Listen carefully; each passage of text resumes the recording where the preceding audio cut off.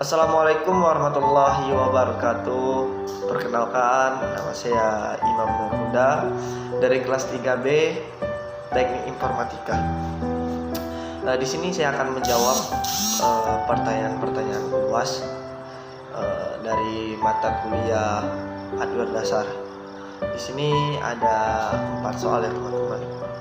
Langsung saja kita masuk soal dan jawabannya. Nomor 1, soalnya seseorang pengguna melaporkan bahwa komputernya tidak dapat menyala, sistemnya tampak mati dan tidak ada respon saat tombol ditekan. Terus tentukan langkah-langkah troubleshooting yang akan Anda ambil untuk mengidentifikasi dan memperbaiki masalah ini. Saya akan membantu memberikan langkah-langkah troubleshooting yang sistematis untuk mengatasi komputer yang tidak menyala. Mari kita mulai. Yang pertama, periksa sumber listrik. Pastikan kabel power terpasang dengan benar ke stop kontak dan ke komputer.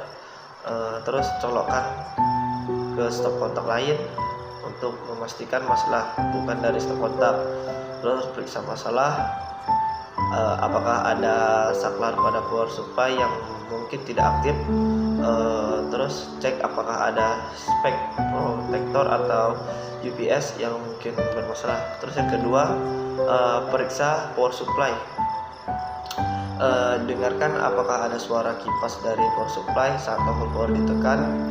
Terus periksa apakah ada indikator LED pada motherboard yang menyala. Terus jika memungkinkan, coba ganti dengan power supply lain untuk tes. Ketiga, periksa tombol power. Pastikan kabel tombol power terhubung dengan benar ke motherboard. Terus coba starter manual dengan menghubungkan pin power pada motherboard menggunakan obeng. Hati-hati ya teman-teman. Yang keempat, ada reset hardware. Lepaskan kabel power, tekan tombol power selama 30 detik untuk membuang sisa listrik. Terus lepaskan kabel CMOS selama beberapa menit, lalu pasang kembali, coba nyalakan kembali. Yang kelima, periksa komponen internal. Buka casing komputer, periksa apakah ada komponen yang longgar, coba lepas dengan pasang ulang RAM. Terus periksa apakah ada tanda-tanda kerusakan fisik atau komponen yang terbakar. Terus pastikan semua kabel internal terpasang dengan benar. Terus yang selanjutnya ada tes minimal setup. Lepaskan semua perangkat yang tidak esensial, hard drive, CD atau DVD drive, kartu tambahan. Tinggalkan hanya motherboard CPU atau stick RAM dan power supply. Coba nyalakan dalam kondisi ini. 7. Periksa suara beep. Perhatikan apakah ada suara beep saat startup. Jika ada, catat pola beep tersebut karena mengidentifikasi masalah spesifik. Terus gunakan manual motherboard untuk mengidentifikasi arti kode beep. Jika melakukan semua langkah-langkah di atas masih tidak ada hasil, kemungkinan motherboard rusak, CPU mungkin bermasalah, dan mungkin memerlukan penggantian komponen utama. Terus yang kedua, sistem operasi komputer adalah memerlukan waktu untuk yang sangat lama untuk booting. Jelaskan langkah-langkah untuk mengidentifikasi penyebab dan meninggalkan waktu booting. Saya akan membantu memberikan langkah-langkah untuk mendiagnosis dan memperbaiki masalah booting yang lambat. 1. Ada analisis proses startup. Periksa program yang berjalan saat startup melalui Task Manager.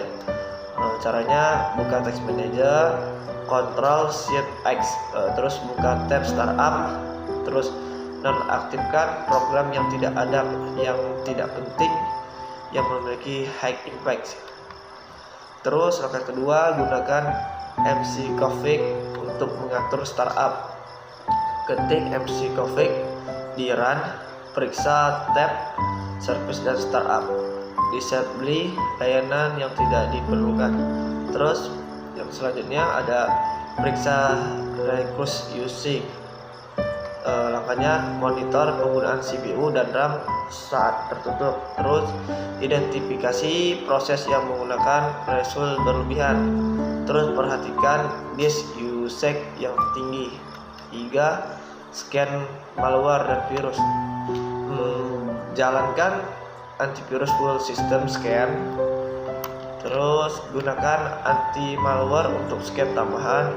Terus hapus malware atau virus yang ditemukan. Yang keempat, optimasi hard drive. Jalankan disk cleanup untuk menghapus file temporary. Terus depreciasi hard drive untuk HDD. Periksa kesehatan drive dengan CHDK Skype. Buka comment form sebagai admin, ketik check FR. Terus selanjutnya update maintenance Windows, install Windows update terbaru, update drive hard, hapus program yang tidak digunakan, bersihkan registry atau gunakan dengan hati-hati. Yang keenam, periksa hardware, monitor suhu CPU untuk mencegah thermal throttling, periksa penggunaan RAM. Terus yang ketujuh, optimasi BIOS atau UEFI, periksa pengaturan boot, sequence, aptcam, Facebook jika tersedia. Yang ke-8, optimasi service Windows, buka service atau service yang tidak penting, manual atau disable. Terus fokus pada service yang berat seperti Windows Share atau Superpatch. 9. Periksa power setting atau power plan ke high performance, periksa setting sleep dan hibernation, nonaktifkan virtual power saving yang tidak perlu, bersihkan startup folder, buka run ke Windows, ketik shell startup, hapus stop yang tidak diperlukan. Jika startup versi lambat, pertimbangkan flash install Windows, upgrade Windows, konsultasi dengan teknis profesional. Yang ketiga, soal yang ketiga, jika kinerja komputernya Anda menurun dan menduga ada fragmentasi pada hard drive, bagaimana cara Anda akan menggunakan utilitas sisa untuk menangani masalah fragmentasi ini? Langsung saja kita masuk ke saat langkah pertama, itu adalah menggunakan Windows Drive Fragmenters atau optimasi drive. Caranya, buka File Explorer, klik kanan drive yang akan digunakan. Yang ketiga, jika kinerja komputernya Anda menurun dan menduga ada fragmentasi pada hard drive, bagaimana cara Anda menggunakan utility system untuk menangani masalah fragmentasi ini? Selanjutnya, saya akan menjelaskan bagaimana sistematis untuk mengatasi masalah fragmentasi hard drive yang menggunakan utility system. Yang pertama, menggunakan Windows Drive Fragmenters. Caranya, buka File Explorer, klik kanan pada drive yang akan di decompress, pilih Properties, buka Tips Tools, terus klik Optimize di bawah bagian Optimize and Drive, pilih Drive, klik Alliance untuk melihat tingkat fragmentasi, terus pilih Drive, klik Alliance untuk melihat tingkat fragmentasi. Jika tingkatan fragmentasi, tinggal klik Optimize untuk memulai fragmentasi.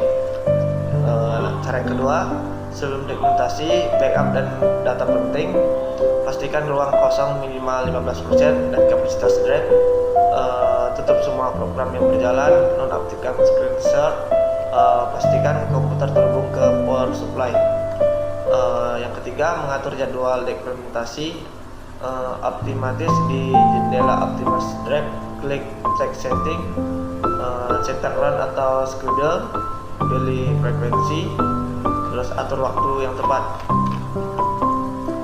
Yang Keempat, mounting proses. Perhatikan persentase proses atau monitor penggunaan disk. Catat waktu yang diperlukan. Hindari menggunakan komputer saat proses berlebihan. Yang kelima, tindakan tambahan. Jalankan disk clean up sebelum defrag. Periksa disk error dengan HDD. Monitor suhu hard disk selama proses. Terus penting untuk diingat, dekrementasi hanya untuk HDD bukan SSD. Proses bisa memakan waktu lama tergantung ukuran drive. Dengan menghentikan proses secara paksa, lakukan secara rutin dan menjaga performa. Terus yang terakhir, yang keempat, soalnya adalah seorang mahasiswa desainer grafis memerlukan komputer baru untuk mengoperasikan perangkat lunak grafis berat. Identifikasi faktor-faktor apa yang perlu dipertimbangkan dalam pemilihan komputer yang sesuai untuk kebutuhan penggunaan ini. Saya akan memberi saran bagi saya untuk mahasiswa desainer. Yang pertama, menggunakan pemrosesan atau CPU minimal Intel i7 atau AMD Ryzen 7 generasi terbaru. Prioritaskan CPU dengan banyak core dan thread untuk multitasking. Terus kecepatan clock minimal 3, GHz, mendukung teknologi hyperthreading untuk rendering. Terus kedua, kartu grafis atau GPU detected, bukan integrate, minimal Nvidia RTX 3060 atau setara, RAM minimal 8GB. Dukungan untuk teknologi Ray Training dan CUDA. Compatible dengan software desain dan grafis seperti Adobe Suite. Yang ketiga, RAM minimal 32GB. Kemampuan upgrade di masa depan, kecepatan RAM yang tinggal. Terus 2 channel untuk performa. Terus keempat, yang keempat, tentu penyimpanan. SSD minimal 512GB untuk sistem operasi dan aplikasi. HDD secondary 2 tab untuk menyimpan file proyek. Terus konfigurasi RAID jika memungkinkan untuk backup. Kelima, display resolusi minimal 2K, color accuracy minimal 100%, panel IPS untuk sudut pandang lebar, refresh dan minimal 60 Hz, dukungan color calibration, konektivitas for, terus ada sistem pendingin sama power supply, terus ada motherboard, harga minimal dan noise space. Terus pertimbangkan tambahan budget yang tersedia, garansi dan after sales service, lokasi service center, portable, terus software kompeti, upgrade flat dan di masa depan. Rekomendasinya software yang perlu digunakan ada Creative Suite, Color iDrag, Outsuite 3D. Terus tips pembelian, bandingkan beberapa merek dan model, bawa review dari pengguna profesional. Mungkin hanya itu saja yang bisa saya sampaikan. Lebih terkurang saya mohon maaf. Saya akhiri. Assalamualaikum warahmatullahi wabarakatuh.